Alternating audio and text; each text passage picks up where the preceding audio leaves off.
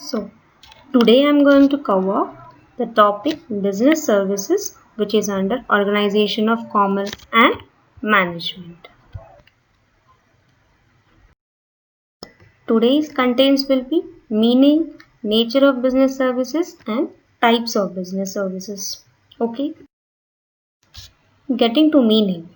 We everyone know what is business, but business services are those services which help in successful running of the business.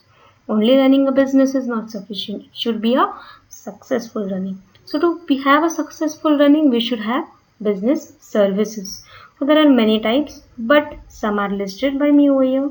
There are different types of business services like banking, transport, warehousing, hospitality, tourism, and etc. Many more. Nature of business services. There are five types, that is intangible, heterogeneous, non-stocking, non-transferable, and participation of customers. Now, nature of business services. In that, intangible means what? Which cannot be seen, cannot be touched, but can be felt. How the wind is felt to us, in the same way in business services, there are various services which can only be felt. If I am having an insurance of a building, insurance of a building can be seen, but insurance services provided by them cannot be seen. Then is heterogeneous. Heterogeneous is what? Which is a mixture or combination of many. And homogeneous is only one, not a mixture. So heterogeneous services are linked with each other. If one service is provided, the second is provided automatically by default. Next is non-stocking. Non-stocking is what? Like if I say these goods cannot be stored for a long period of time, or they are perishable in nature. Perishable in nature means what? They can be easily damaged earlier, or they can be wasted, or they can be spoiled. So they cannot be stored it for a long period of time. Non-transferable. Non-transferable is which cannot be transferable. From the word itself, it says that non-transferable means which is not transferable. For say, I am having an insurance policy under my name. Can I transfer the insurance policy to any other person or third person who is not actually the owner of that? No. So that is non-transferable. And the fifth point is participation of customers. I am running my business effectively, no issue.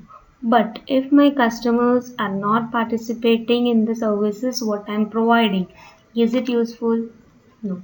So participation of customer is essential, because if customers are participating, I get to know that whether the services which I am provided is accepted and is benefited by the customers.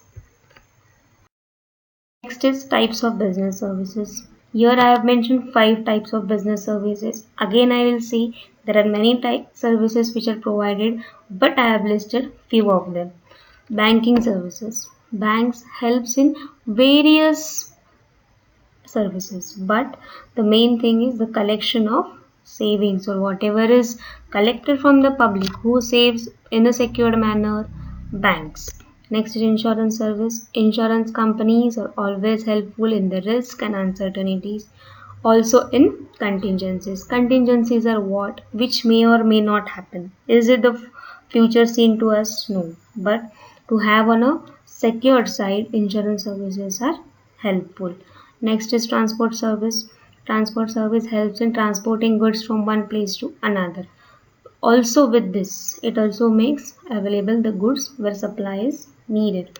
If the transport is not properly, and in market my product is required, but on that particular time and that particular place, if my product doesn't reaches, the demand immediately falls down. Why? Supply is less or supply is slow. So transport service helps to make available the goods where and there where they are needed. Warehousing. I should have a good warehouse. Why? To store the goods properly. If I am running a business in Pune and I don't have a warehouse in Pune or outside Pune nearby my business where I am running, then what will happen when the goods are required in the market? Will I be able to provide? No. Why? Because the goods are for a long distance I have to go and bring it. So that time consumed will be very markful for my product. So goods can be stored properly, safety of goods is assured, supply chain continues in a good way. Again, supply chain is what? From where the manufacturer is providing to the wholesaler is providing to the retailer, and the retailer is providing to the ultimate customer. That satisfies all the needs and demands of the ultimate customer is the major and profitable part of business services. If the customer is satisfied, then there is full demand. But if the customer is not satisfied, the business will not run. And the last point is communication. All 4 points above covered are very essential. But if communication with the manufacturer or the wholesaler, if the customer has any query, any information is required, or any feedback is to be given, or any review is to be given, if communication is lacking between them, then the business service is not doing well. So this mostly helps in transferring information, and also it is a good art of exchanging ideas and information is provided when needed. If any customer wants any information about the product, then giving that information on time is the work of the businessman or the business services. So communication is the last and major effective part in business services. So have you today contents completed correctly? That is meaning, nature of business services and types of business services. Thank you.